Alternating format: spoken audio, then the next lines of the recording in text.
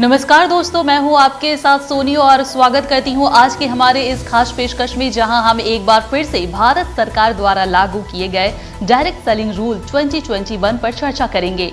इससे पहले हमने network marketing expert Surya Sinha ji से सरकार के इस नए रूल को समझने की कोशिश की थी, जिसके बाद सिर्फ कोलकाता ही नहीं बल्कि दूसरे राज्यों और शहरों से भी हमने कई सारे मैसेज मिल रहे हैं, लगातार मैसेज मिल रहे हैं मैं कहना चाहूंगी, जिनमें डायरेक्ट सेलिंग रूल 2021 को लेकर लोगों के कुछ सवाल थे।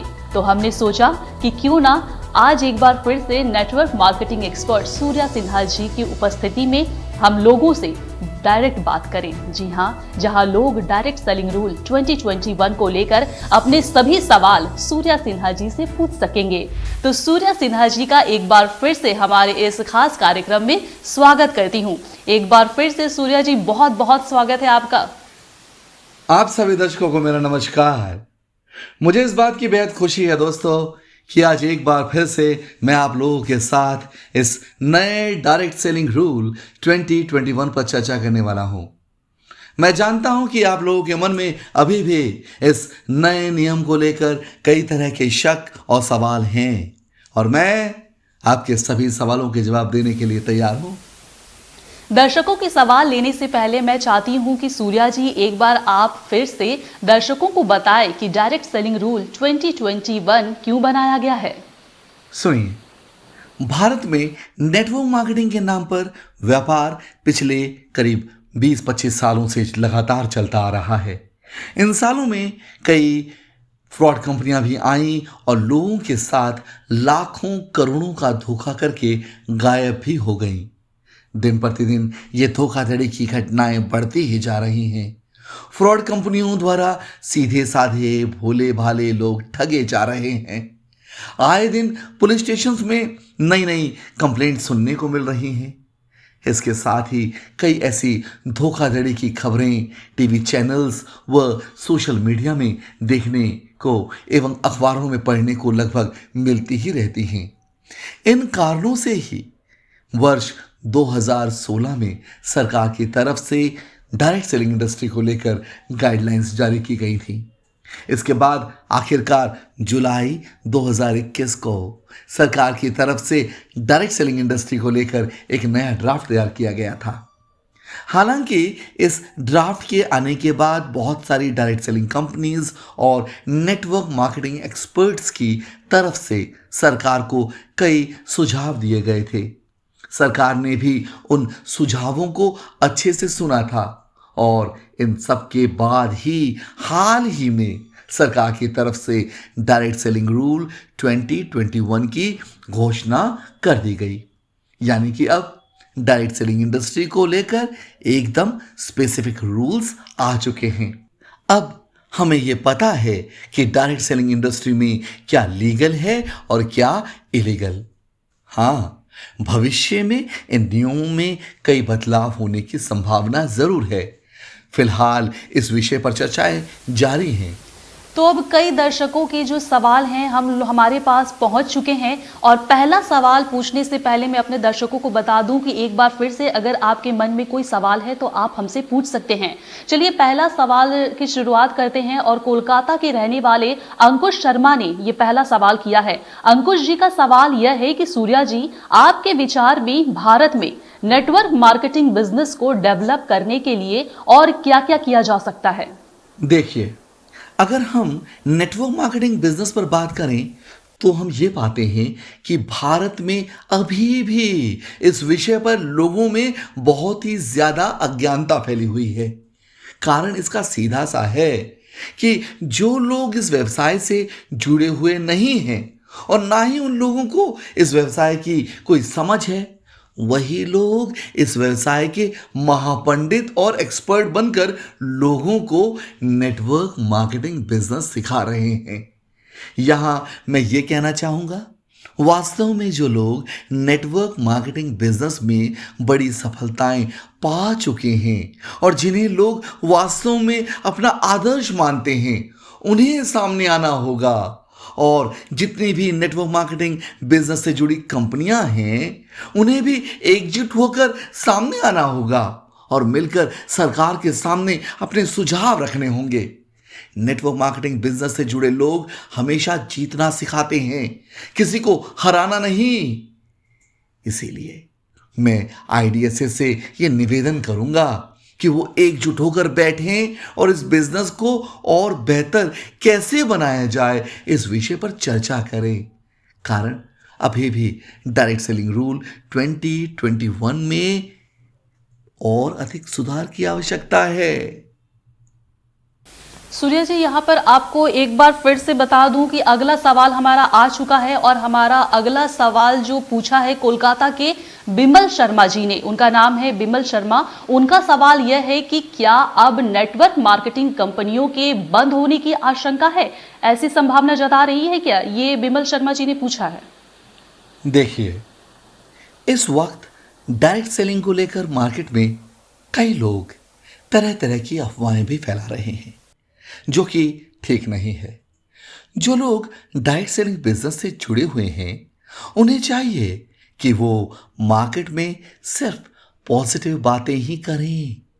दोस्तों, विश्वास मानिए, डायरेक्ट सेलिंग बिजनेस से भारत सरकार को करोड़ों का मुनाफा हो रहा है। लाखों लोग इसी बिजनेस से जुड़े हुए हैं। अगर एक दिन के लिए भी इस बिजनेस को पूर्ण रूप से बंद कर दिया जाए तो क्या आप जानते हैं कि हमारी भारत सरकार को और हमारे देश के लाखों लोगों को कितना नुकसान होगा? इस बात की कल्पना करना भी भयानक सपना जैसा देखने को है। इसलिए यह इंडस्ट्री बिल्कुल भी बंद नहीं हो सकती, बल्कि यही आने वाले समय का भविष्य है। इसीलिए मैं आप सभी से यही कहना चाहूंगा कि आप सभी पॉजिटिविटी के साथ अपने बिजनेस को करना जारी रखें। काफ़ी अच्छे तरीके से सूर्या सिन्हा जी आपने सवाल का जवाब दिया। मुझे लगता है कि बिमल जी को उनके सवाल का जवाब वो मिल चुका होगा। पर अगला सवाल जो है वो कोलकाता के रहने वाले राकेश अग्रवाल जी का है। सूर्या जी, राकेश जी ने ये पूछा है कि क्या डायरेक्ट सेलिंग कंपनी का स्वयं का मैन्युफैक्चरिंग यूनिट होना ज़रूरी है? और अगर कंपनी का खुद का मैन्युफैक्चरिंग यूनिट नहीं है तो क्या वो किस प्रकार से आगे बढ़े कि क्या वो जो दूसरी कंपनी के जो प्रोडक्ट्स है वो मार्केट में नेटवर्क मार्केटिंग के माध्यम से क्या बेच सकती हैं? ये सवाल है, क्या थोड़ा क्लियर कर पाएंगे? देखिए, अगर डायरेक्ट सेलिंग कंपनी का खुद का मैन्युफैक्चरिंग यूनिट नहीं है तो भी चलेगा, लेकिन कंपनी को यह सुनिश्चित करना होगा कि प्रोडक्ट के मार्केटेड बाय में उसी कंपनी का नाम लिखा होना बेहद जरूरी है।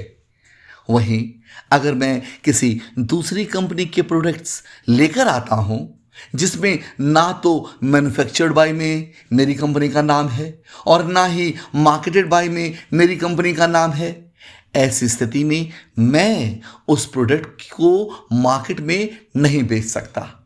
अगर हम डायरेक्ट सेलिंग रूल 2021 के ड्राफ्ट को गौर से देखेंगे तो इसके 11 नंबर पेज में ई सेक्शन में ये साफ साफ लिखा हुआ है कि every direct selling entity shall own, hold or be the licensee of a trademark, service mark or any other identification mark which identifies that entity with the goods or services to be sold or supplied, but shall not give commissions, bonuses or incentives on sale of goods or services of which it is not the owner, holder or licensee of trademark, service mark or other identification marks।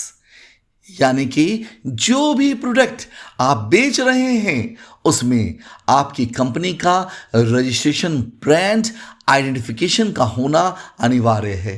उदाहरण के तौर पर अगर मैं किसी दूसरी company का product लेता हूं लेकिन उसमें मेरी खुद की कंपनी का ब्रांड आइडेंटिफिकेशन नहीं है तो फिर मैं उस प्रोडक्ट को नहीं बेच सकता। वहीं दूसरी तरफ मान लीजिए कि आपने किसी मैन्युफैक्चरर के पास से कोई प्रोडक्ट मैन्युफैक्चर करवाया है और उसमें मार्केटेड बाय में आपकी कंपनी का नाम लिखा हुआ है, लेकिन मैन्युफैक्चर्ड बाय में दूसरी कंपनी का नाम रहता है। तो इस केस में भी ऐसे बहुत सारे नियम हैं जिन्हें फॉलो करने के बाद ही आप उन प्रोडक्ट्स को बेच सकेंगे। अब यहां सवाल यह उठता है कि वो नियम क्या हैं? तो सुनिए, सबसे पहली बात जो आपको ध्यान में रखनी है वो ये है कि आप जिनसे भी अपने प्रोडक्ट्स मैन्युफैक्चर करवा रहे हैं उनके पास मैन्युफैक्चरिंग लाइसेंस व अन्य लीगल डॉक्यूमेंट्स मौजूद होने चाहिए। यहाँ कहने का तात्पर्य ये है कि आपके मैन्युफैक्चरर के पास हर प्रोडक्ट्स के लिए लाइसेंस मौजूद होना चाहिए, तभी आप और आपकी कंपनी उस प्रोडक्ट को कानूनी तौर पर मार्केट में बेच सकती है। सीधी सी बात यह है कि अगर आप किसी दूसरी कंपनी के प्रोडक्ट्स मार्केटिंग यानी कि सेल के लिए लेते हैं जिसमें प्रोडक्ट कंटेनर पर प्रोडक्ट डिटेल वगैरह वो लेबल लगा रहता है, तो अब ये विशेषकर आपकी जिम्मेदारी है कि आप ये वेरीफाई करें कि आप जिस कंपनी से प्रोडक्ट्स ले रहे हैं उस कंपनी के पास हर प्रोडक्ट्स के डॉक्यूमेंट्स, ऑथराइजेशन एवं अन्य लीगल डॉक्यूमेंट्स मौजूद होने चाहिए।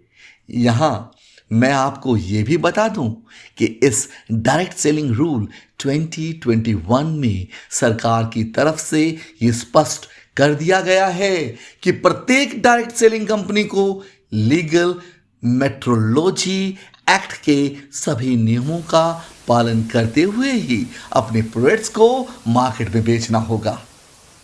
लगातार सूर्या सिन्हा जी लोगों के सवाल का जवाब दे रहे हैं और इस बीच अगला सवाल भी जो है वो तैयार हो चुका है। सूर्या जी, आप तैयार है ना जवाब देने के लिए? क्योंकि हावड़ा से रीता जायसवाल जी का एक सवाल है, वो ये जानना चाहती है कि लीगल नेटवर्क मार्केटिंग बिजनेस और पिरामिड स्कीम में क्या अंतर होता है। देखिए, इस विषय पर हम पहले भी चर्चा कर चुके हैं। चलिए एक बार फिर से चर्चा कर लेते हैं। लीगल नेटवर्क मार्केटिंग बिजनेस और पिरामिड स्कीम के बीच के अंतर को समझने के लिए हमें सबसे पहले यह जानना होगा कि यह पिरामिड स्ट्रक्चर क्या होता है। पिरामिड स्ट्रक्चर के तहत सबसे टॉप में एक कंपनी होती है, फिर वो कंपनी अपने प्रोडक्ट्स को लोगों तक पहुंचाने के लिए नेशनल डिस्ट्रीब्यूटर्स व स्टेट डिस्ट्रीब्यूटर्स की सहायता लेती है। फिर नेशनल डिस्ट्रीब्यूटर्स व स्टेट डिस्ट्रीब्यूटर्स उस कंपनी के प्रोडक्ट्स को रीजनल डिस्ट्रीब्यूटर्स तक आगे डिस्ट्रीब्यूशन करने के लिए पहुंचाते हैं। फिर वही प्रोडक्ट आगे डिस्ट्रीब्यूशन करने के लिए होलसेलर तक पहुंचते हैं। फिर वही प्रोडक्ट्स आगे डिस्ट्रीब्यूशन करने के लिए साधारण रिटेलर्स तक पहुंचते हैं और फिर रिटेलिंग शॉप के माध्यम से वही प्रोडक्ट्स ग्राहकों तक पहुंचते हैं। तो दोस्तों, यह कहलाता है लीगल पिरामिड स्ट्रक्चर। यहां इस सिस्टम में हर लेवल पर लोग अपना काम करते हैं और अपने काम का मेहनताना परसेंटेज या कमीशन के रूप में लेते हैं। इसीलिए यह एक लीगल पिरामिड स्ट्रक्चर है। ठीक इसी प्रकार से नेटवर्क मार्केटिंग बिजनेस भी काम करता है, मगर यहां होता क्या है कि national distributors, state distributors, regional distributors, wholesalers और रिटेलर्स की जगह डायरेक्ट सेलर्स और नेटवर्कर्स ले लेते हैं। इसीलिए बीच के सभी चैनल का मार्जिन यानी कि प्रॉफिट नेटवर्कर्स व डायरेक्ट सेलर्स में बांट दिया जाता है। लेकिन आजकल मार्केट में ऐसी बहुत सी कंपनियां हैं जो इलीगल पिरामिड स्कीम पर काम कर रही हैं, यानी कि इसमें टॉप पर मौजूद कंपनी ज्वाइनिंग फीस के नाम पर या फिर किसी पैकेज वगैरह के नाम पर लोगों से पैसे ले लेती है।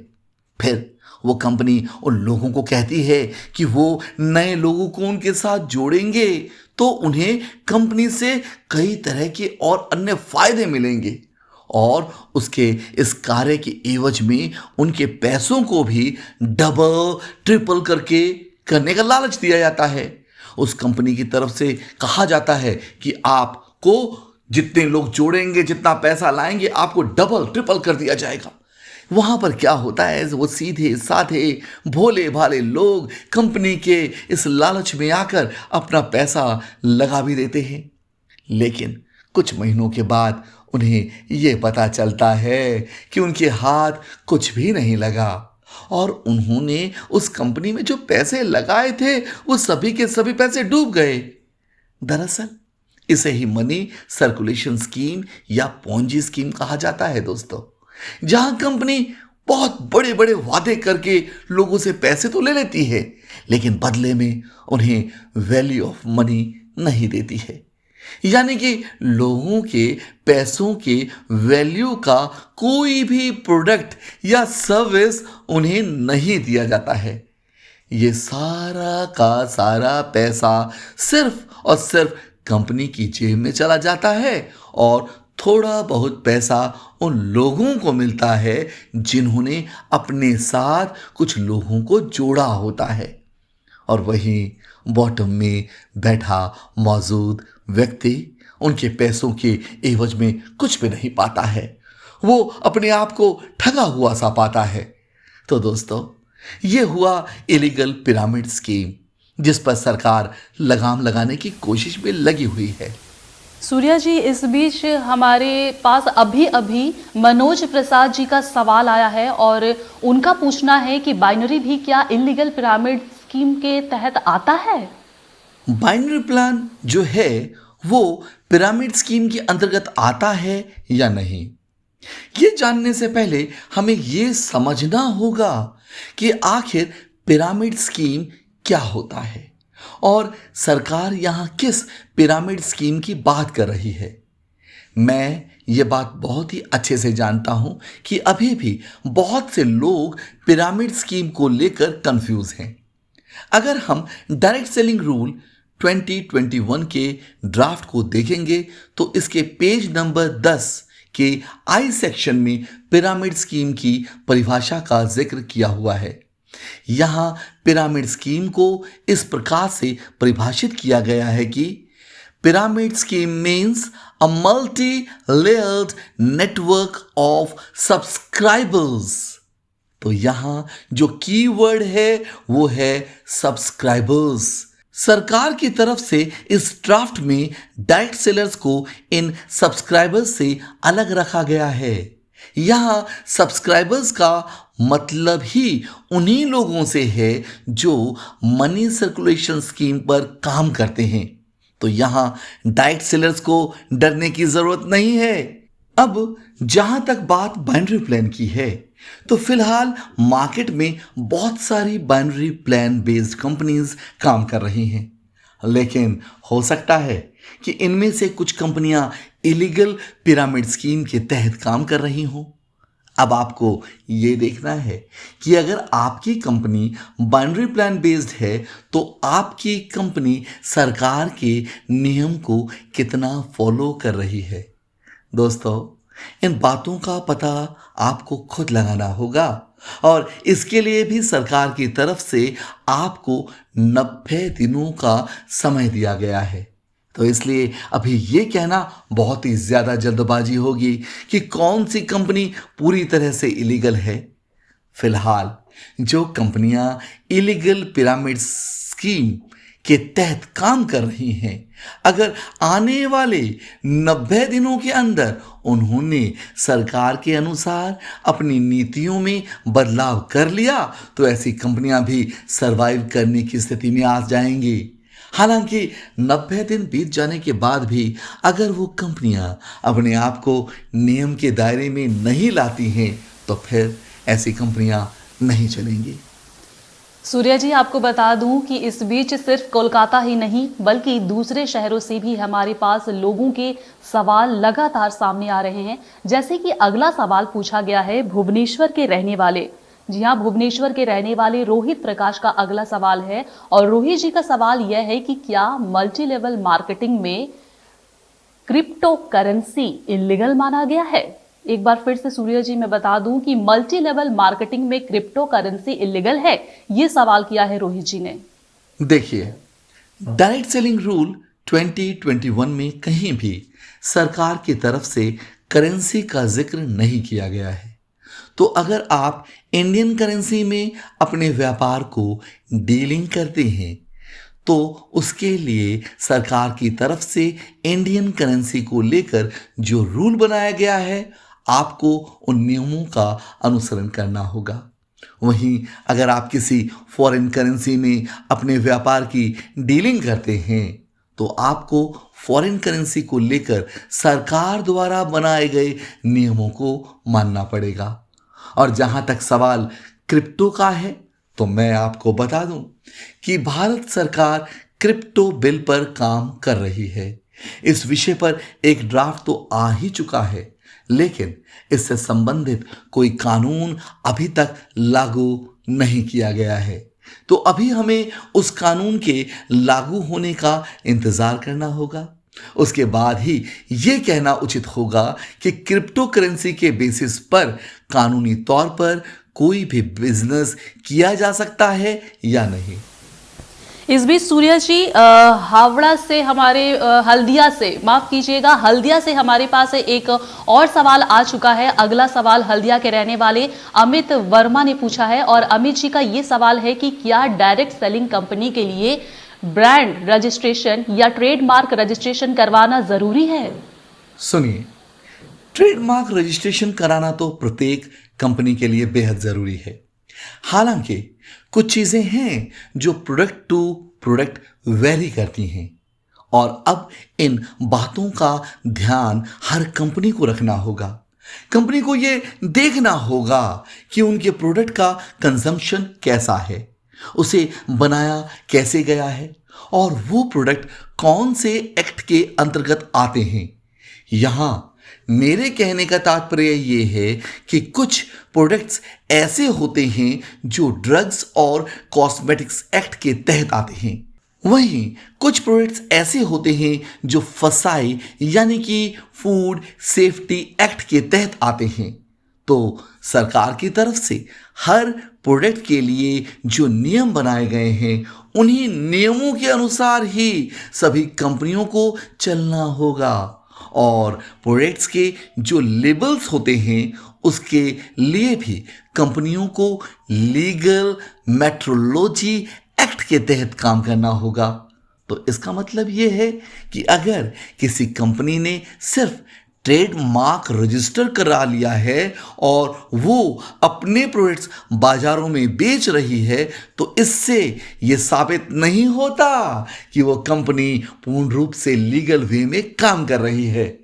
लेकिन जैसा कि अभी अभी मैंने आपको बताया कि ट्रेडमार्क रजिस्ट्रेशन के अलावा और भी कई सारी चीजें हैं जिन्हें एज अ डायरेक्ट सेलिंग आपको फॉलो करना होगा। लेकिन अगर आप इन सारे नियमों का अनुसरण नहीं करते हैं तो इसका मतलब यही है कि आप डायरेक्ट सेलिंग रूल 2021 का उल्लंघन तो कर ही रहे हैं, साथ ही साथ आप लीगल मेट्रोलॉजी एक्ट का भी उल्लंघन कर रहे हैं। तो इन सब मामलों में भी आपको सावधान रहने की जरूरत है। ये आपकी ही जिम्मेदारी है कि आप बाजारों में जो भी प्रोडक्ट बेच रहे हैं वो पूर्ण रूप से लीगल हों। इस बीच सूर्या जी, अगला सवाल कोलकाता से आ रहा है और कोलकाता की रहने वाली रितिका मिश्रा हैं। रितिका जी ये जानना चाहती हैं कि क्या डायरेक्ट सेलिंग रूल 2021 आने के बाद से क्या हम अपना नेटवर्क डेवलप नहीं कर सकते? इसका जवाब मैं पहले भी दे चुका हूं और एक बार फिर मैं आपसे यही कहना चाहता हूं कि बेशक आप अपना नेटवर्क विकसित कर सकते हैं, लेकिन एक बात का ध्यान रखें कि जब तक आपकी कंपनी सरकार के नियम के तहत काम कर रही है, यानी कि डायरेक्ट सेलिंग रूल 2021 के अनुसार काम कर रही है, तो बिल्कुल आप अपना नेटवर्क विकसित कर सकते हैं। लेकिन अगर आप लोगों से पैसे लेकर उनके पैसे डबल करने, ट्रिपल करने की स्कीम पर काम कर रहे हैं, तो अब आपको सतर्क होने की ज़रूरत है। मैं आपको यहाँ एक बात विशेष रूप से बता दूं दोस्तों कि डायरेक्ट सेलिंग रूल 2021 में एक पॉइंट लिखा हुआ है, जहां कहा गया है कि जिन बातों का जिक्र डायरेक्ट सेलिंग रूल 2021 में नहीं है, उनका रेफरेंस आप कंज्यूमर प्रोटेक्शन एक्ट से ले सकते हैं। और कंज्यूमर प्रोटेक्शन एक्ट के अंदर डायरेक्ट सेलिंग की जो परिभाषा है, उसमें भी नेटवर्क शब्द का इस्तेमाल किया गया है। तो आप बिल्कुल अपना नेटवर्क लीगल वे में विकसित कर सकते हैं और अपने काम को आगे बढ़ा सकते हैं। सूर्या जी, इस बीच अगला सवाल आ चुका है, दिल्ली से आ चुका है अगला सवाल, और दिल्ली के रहने वाले दिवाकर चौधरी ने अगला सवाल पूछा है। दिवाकर जी का सवाल यह है कि डायरेक्ट सेलिंग रूल 2021 आने के बाद क्या अब पैकेज बेस्ड कंपनी में काम करना सही होगा? देखिए, मैं ऐसी किसी भी पैकेज बेस्ड कंपनी के विषय में कुछ नहीं कह सकता हूं, क्योंकि अभी भारत सरकार ने सभी डायरेक्ट सेलिंग कंपनियों को डायरेक्ट सेलिंग रूल 2021 लागू करने के लिए 90 दिनों का समय दिया है। इन 90 दिनों के बीत जाने के बाद ही इस बात का पता चलेगा कि कौन सी कंपनियां सरकार के नियम के अनुसार काम कर रही हैं और कौन सी कंपनियां सरकार के नियम के खिलाफ काम कर रही हैं। इन 90 दिनों के बाद इस सवाल का जवाब आपको खुद ही मिल जाएगा कि आप किस कंपनी के साथ जुड़ सकते हैं और किसके साथ नहीं जुड़ सकते। सूर्या जी, इस बीच हमारे पास अगला सवाल भी वो आ चुका है। अगला सवाल पूछा है कोलकाता के मनोजीत चैटर्जी ने। मनोजीत जी का सवाल यह है कि अगर किसी कंपनी का बिजनेस प्लान लीगल है, तो क्या इसका मतलब यह है कि वो कंपनी भी पूर्ण रूप से लीगल है, और क्या ऐसी कंपनियों के साथ जुड़कर काम किया जा सकता है? देखिए, मैं यहां आपको एक बात विशेष तौर पर बता दूं कि बहुत सारी डायरेक्ट सेलिंग कंपनीज ये सोच रही हैं कि अगर उनका बिजनेस प्लान लीगल है तो वो कंपनी भी पूर्ण रूप से लीगल है, लेकिन ऐसा है नहीं। एक कंपनी के बिजनेस प्लान का लीगल होना अलग बात है और एक कंपनी का लीगल होना बिल्कुल अलग बात है। उदाहरण के तौर पर मान लीजिए कि मेरी कंपनी का सिंपल लेवल प्लान है, यानी कि 2,500 रुपए का मेरा प्रोडक्ट है और उसमें 700 रुपए का कमीशन मैं अपनी कंपनी से जुड़े हुए नेटवर्कर्स में डिस्ट्रीब्यूट कर रहा हूं। तो ये हुआ सिंपल लेवल प्लान। लेकिन अगर मैं इसी प्लान को मार्केट में कुछ इस तरह से लेकर जाता हूं और लोगों से कहता हूं कि आप मेरा 2,500 रुपए का प्रोडक्ट ले लीजिए और फिर आप वो प्रोडक्ट 4 और लोगों को 2,500 रुपए में बेचिए, तो इसके एवज में आपको 2,500 रुपया दिया जाएगा। ऐसा करने से आपका अपना 2,500 रुपए कवर हो जाएगा। तो ये प्लान पूरी तरह से इलीगल पिरामिड स्कीम के तहत आता है दोस्तों। किसी कंपनी का लीगल होना और उसके प्लान का लीगल होना दोनों ही अलग अलग चीजें हैं। इस बात को लेकर आप बिल्कुल भी कंफ्यूज मत होइए। फिलहाल तो सरकार ने इन नए नियमों को लागू करने के लिए सभी डायरेक्ट सेलिंग कंपनियों को 90 दिनों का समय दिया है। तो अब कंपनियां अपने प्लान को एक बार फिर से रिवाइज करेंगी और फिर 90 दिनों के बाद सभी कंपनियां सरकार के सामने ये प्रूफ भी करेंगी कि अब वे डायरेक्ट सेलिंग रूल 2021 के तहत ही काम कर रही हैं। तभी आप लोग भी ये अच्छे से समझ पाएंगे कि कौन सी कंपनी लीगल है और कौन सी कंपनी का मार्केटिंग प्लान लीगल नहीं है। लगातार सूर्या जी लोगों की दुविधा का जो है सवाल की दुविधा जो है उनको हल करने में लगे हुए हैं। इस बीच अगला सवाल भी हमारे पास आ चुका है बर्दवान से। बर्दवान के रहने वाले अमन शर्मा का अगला सवाल है। अमन जी का सवाल यह है कि कोई भी डायरेक्ट सेलिंग कंपनी कैसे अपने बिजनेस प्लान को लीगल बना सकती है, ये बताइए। अब देखिए, इसका जवाब बेहद साधारण सा है।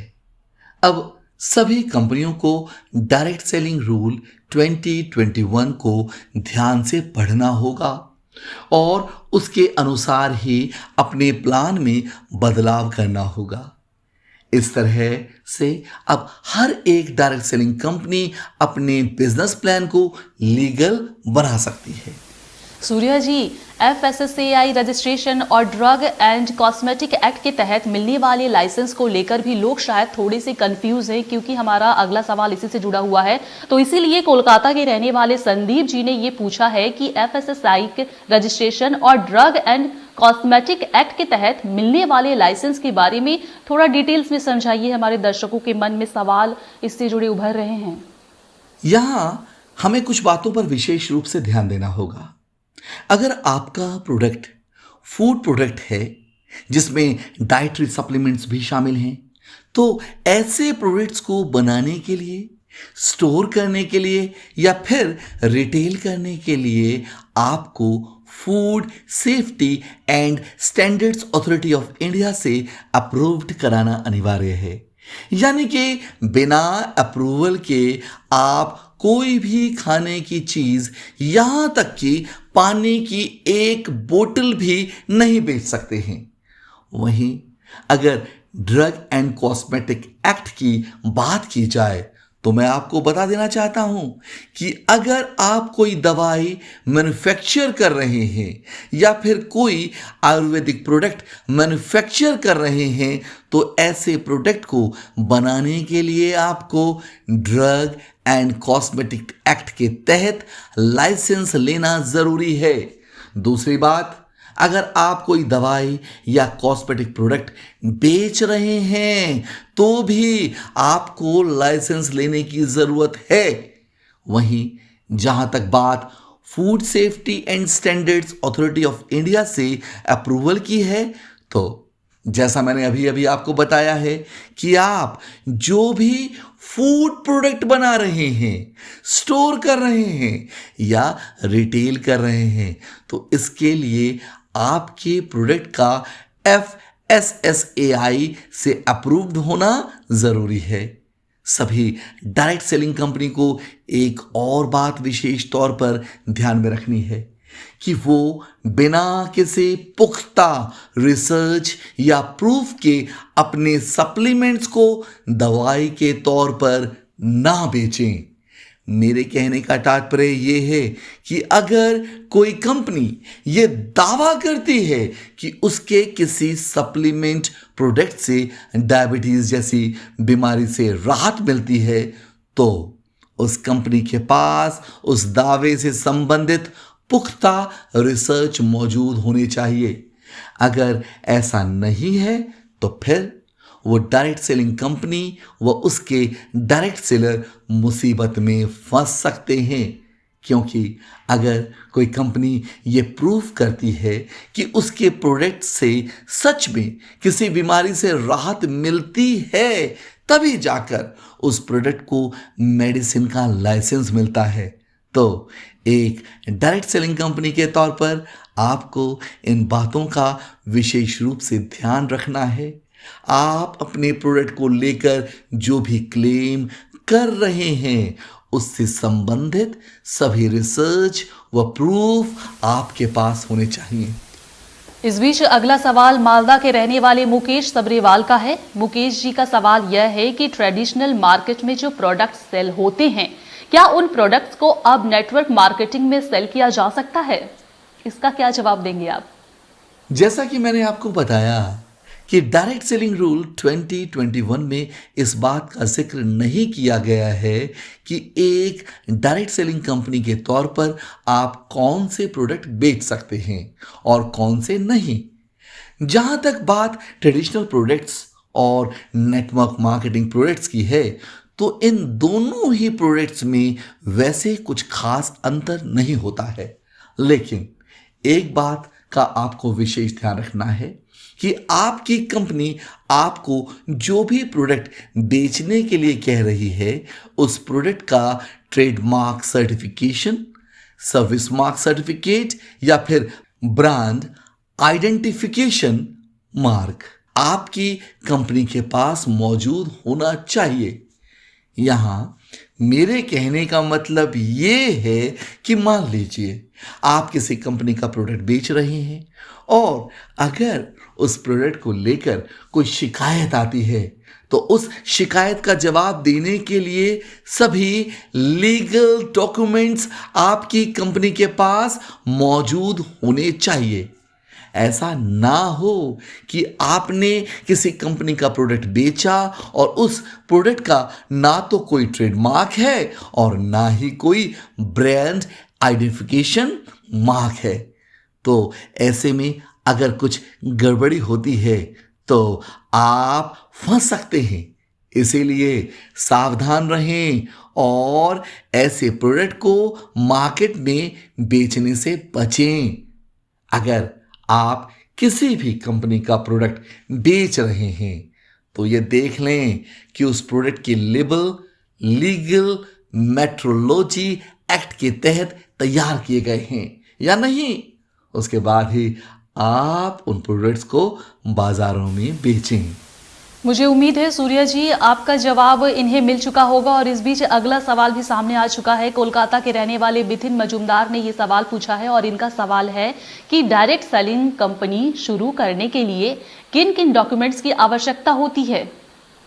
देखिए, अगर आप कोई डायरेक्ट सेलिंग कंपनी शुरू करना चाहते हैं तो आपके पास कंपनी से संबंधित और आपके प्रोडक्ट से संबंधित सभी डॉक्यूमेंट्स मौजूद होने चाहिए, जैसे कि certificate of incorporation, memorandum of association and article of association, permanent account number and tax deduction and collection account number, goods and services tax registration, goods and service tax returns, income tax returns, balance sheet, audit report and such other relevant reports, register of direct seller, certificate of importer exporter code, certification of registration of trademark। अगर आप कोई food products या supplement products manufacture करने वाले हैं तो आपके पास food safety and standards authority of India act 2006 के तहत लाइसेंस होना चाहिए। इसके साथ ही अगर आप कोई ड्रग या कॉस्मेटिक प्रोडक्ट बनाने या बेचने वाले हैं तो उसके लिए भी आपके पास ड्रग्स एंड कॉस्मेटिक्स एक्ट 1940 के तहत लाइसेंस का होना बेहद जरूरी है। सूर्या जी, इस बीच अगला सवाल भी हमारे पास आ चुका है। रांची की रहने वाली निकिता वर्मा का ये सवाल है और उनका सवाल है कि डायरेक्ट सेलिंग रूल 2021 में ये कहा गया है कि सभी डायरेक्ट सेलिंग कंपनी को national customer helpline of the central government का हिस्सा बनना पड़ेगा। इसका क्या मतलब है? देखिए, अगर आप नेशनल कंज्यूमर हेल्पलाइन का वेबसाइट देखेंगे तो आप पाएंगे कि वहां पर एक कन्वर्जेंस प्रोग्राम के बारे में बताया गया है। दरअसल अगर आप नेशनल कंज्यूमर हेल्पलाइन का हिस्सा बन जाते हैं और अगर कोई आपकी कंपनी के खिलाफ कोई शिकायत दर्ज करता है तो फिर नेशनल कंज्यूमर हेल्पलाइन से वो शिकायत आपको फॉरवर्ड कर दी जाएगी और फिर आपको एक निर्धारित समय दिया जाएगा। अगर उस निर्धारित समय पर आपकी कंपनी उस शिकायत का समाधान निकाल लेती है तो फिर वो शिकायत आगे कहीं फॉरवर्ड नहीं की जाएगी। लेकिन अगर आपकी कंपनी उस शिकायत का समाधान निर्धारित समय पर नहीं निकाल पाती है तो फिर नेशनल कंज्यूमर हेल्पलाइन के नियम के अनुसार उस शिकायत को लेकर कार्रवाई की जाएगी। मुझे उम्मीद है निकिता जी आपको आपका सवाल अच्छे तरीके से सूर्या जी ने दे दिया होगा और सूर्या जी को ये कहना चाहूंगी सूर्या जी कि हमारा अगला सवाल भी इस बीच तैयार हो चुका है। दक्षिण 24 परगना के रहने वाले संतोष मुखर्जी का ये अगला सवाल है और संतोष जी का सवाल यह है कि अभी जो डायरेक्ट सेलर कमीशन के बेसिस पे काम कर रहे हैं तो क्या ये लीगल माना जाएगा? ये लीगल है क्या? जी, ये बिल्कुल लीगल है। अगर हम इस ड्राफ्ट के पेज नंबर 10 को देखेंगे तो वहां हमें प्रोस्पेक्ट की परिभाषा मिलेगी, जहां कहा गया है कि prospect means a person to whom an offer or a proposal is made by a direct seller to join a direct selling entity। अगर आप ध्यान से देखेंगे तो आप पाएंगे कि यहां पर सरकार ने प्रोस्पेक्ट शब्द का इस्तेमाल किया है, ना कि सब्सक्राइबर शब्द का। तो इसका मतलब यह है कि अगर आप अपने किसी प्रोस्पेक्ट को डायरेक्ट सेलिंग कंपनी ज्वाइन करने का ऑफर देते हैं, यानी कि उसे एज अ डायरेक्ट सेलर काम करने का ऑफर देते हैं या अपनी कंपनी के प्रोडक्ट्स या सर्विसेज सेल करते हैं और उसके बेसिस पर आपको कमीशन मिलता है, तो वो लीगल है। लेकिन अगर आप सामने वाले व्यक्ति को किसी मनी स्कीम में एनरोल करते हैं तो वो इलीगल पिरामिड स्कीम के तहत आएगा, जो सरकार के नियम के अनुसार बिल्कुल गलत है। लेकिन अगर कंपनी के प्रोडक्ट्स और सर्विसेज को बेचकर आप उसका कमीशन ले रहे हैं तो ये पूरी तरह से लीगल है। अगला सवाल पूछा है कोलकाता के दीपक चक्रवर्ती ने। उनका सवाल है कि सर्विस बेस्ड कंपनी में सर्विस का मतलब किन किन कार्यों से जुड़ा हुआ है? देखिए, यहां सर्विस को किसी परिभाषा में बांधना थोड़ा मुश्किल है, क्योंकि प्रत्येक कंपनी ग्राहकों तक सर्विसेज ही पहुंचा रही है, फिर चाहे वो प्रोडक्ट के माध्यम से हो या फिर किसी और माध्यम से। अब अगर कोई कंपनी लोगों को कंसल्टेंसी प्रोवाइड कर रही है या फिर एजुकेशन प्रोवाइड कर रही है तो ये सब भी सर्विसेज ही हैं। हालांकि कंज्यूमर प्रोटेक्शन एक्ट 2019 में सर्विस को लेकर एक परिभाषा दी गई है। अगर आप उसे पढ़ेंगे तो आपको और अच्छे से समझ आ जाएगा कि यहां सर्विस का क्या अर्थ है। सूर्या जी, अगला सवाल कोलकाता से है राजेंद्र सोनी जी का। राजेंद्र जी ये जानना चाहते हैं कि क्या डायरेक्ट सेलर को FSSAI लाइसेंस लेना जरूरी होगा? जी नहीं, प्रत्येक नेटवर्क या डायरेक्ट सेलर को FSSAI लाइसेंस लेना जरूरी नहीं है। देखिए, अगर आप एक डायरेक्ट सेलर हैं और अगर आप कंपनी की फ्रेंचाइजी, पिकअप पॉइंट या शॉपिंग सेंटर से किसी व्यक्ति को उस कंपनी का फूड प्रोडक्ट बेच रहे हैं तो भी आपको FSSAI लाइसेंस लेना अनिवार्य नहीं है। यहाँ डायरेक्ट सेलिंग कंपनी और प्रोडक्ट निर्माता के पास FSSAI लाइसेंस का होना अनिवार्य है।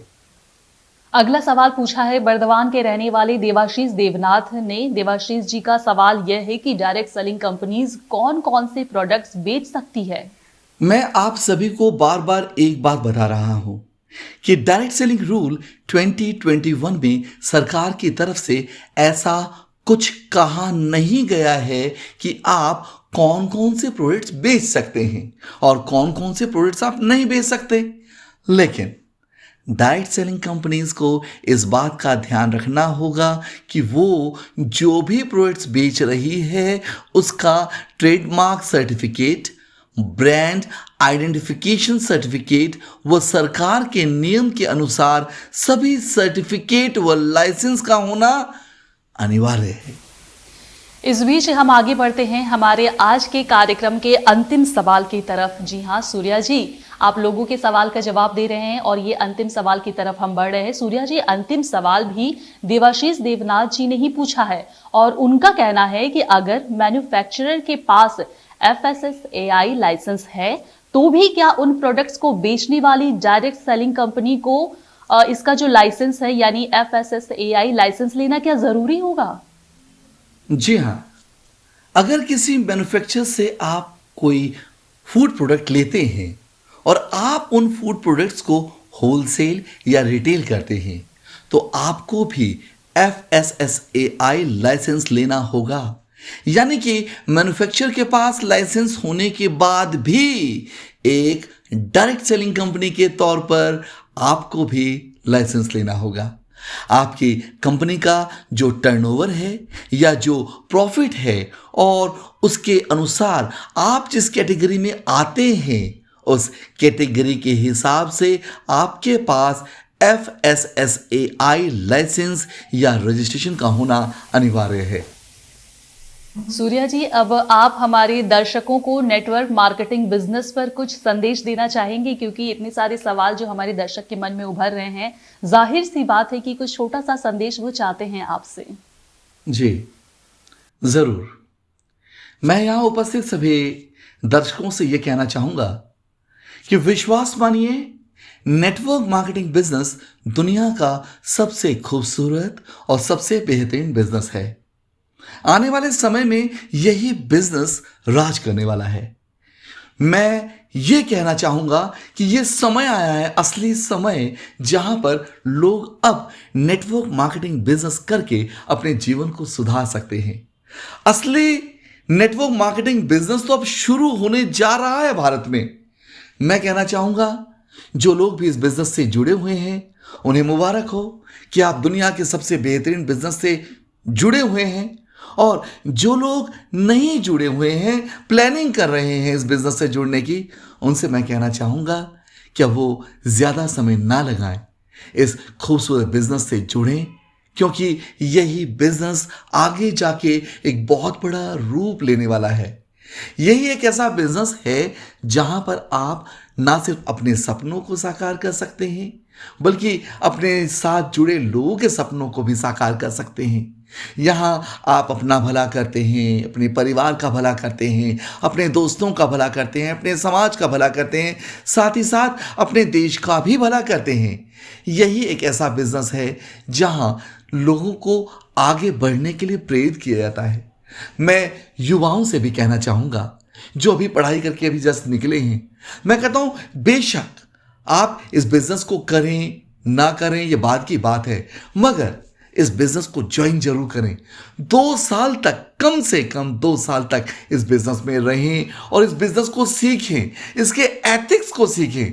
इस बिजनेस में आकर आप जीवन में कामयाब होने की बहुत सी चीजें सीखेंगे, आपके अंदर परिवर्तन आएगा और आप स्वयं कहेंगे वाकई में मेरा जीवन सफल हो गया है। मैं यही आशा करता हूं कि आने वाले समय में ये नेटवर्क मार्केटिंग बिजनेस बुलंदियों को छुएगा, और जो लोग इस बिजनेस में जुड़े हुए हैं, जो लोग इस बिजनेस को सच्चाई के साथ, ईमानदारी के साथ, विश्वास के साथ, एथिकली कर रहे हैं, वे लोग इस बिजनेस में बहुत आगे जाएंगे।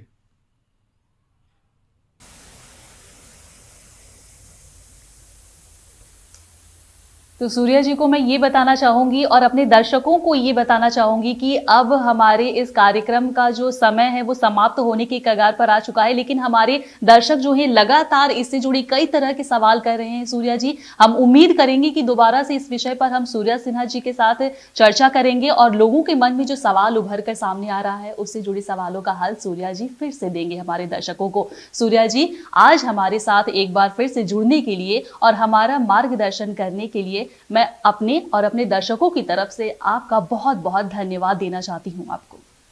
धन्यवाद, और आप सभी को मेरा नमस्कार। तो दोस्तों, ये थे network marketing expert Surya Sinha ji, जिन्होंने अपने जवाबों से आज हमारा मार्गदर्शन किया। मुझे उम्मीद है कि आपको आपके सभी सवालों के जवाब मिल चुके होंगे। तो आपको हमारा आज का ये कार्यक्रम कैसा लगा? आपको बिल्कुल भी निराश होने की जरूरत नहीं है, क्योंकि मैंने जैसे पहले भी कहा कि दोबारा से इस विषय पर हम चर्चा करेंगे और सूर्या जी को दोबारा से जोड़ने की कोशिश करेंगे। और मैं उम्मीद करती हूँ कि आज हमारा जो कार्यक्रम है आपको बहुत पसंद आया होगा। इस बारे में अगर आपके मन में कोई सवाल उभर कर आए हैं तो कमेंट बॉक्स पर जरूर हमें बताएं। तो फिलहाल हमें दीजिए इजाजत। नमस्कार।